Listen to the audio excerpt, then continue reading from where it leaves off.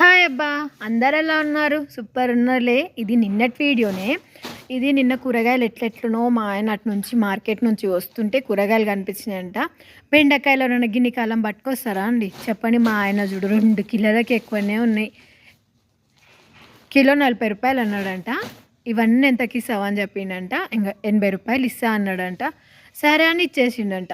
ఈ కిలో కాకరకాయలకి రూ. 30 అయిందంట. మార్కెట్ కదా, రేట్ తక్కువనే ఉంటుంది. కానీ బెండకాయలు కానీ ఎవరైనా పట్టుకొస్తారా? ఇంక తోటకూర రూ. 20, ముల్లంగేమో రూ. 20. మొత్తం ఎంత అయింది? నాకు తెలిసి 160 అయింటుంది. టకటక నేను ఇప్పుడే వేసేసిన లెక్క.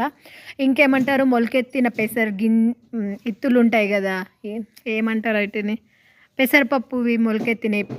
అవి ఒక డబ్బా తీసుకొచ్చిండు. అవి నాకు రూ. 40 అంట. మొత్తం అయితే 200 బొక్క పెట్టొచ్చిండు.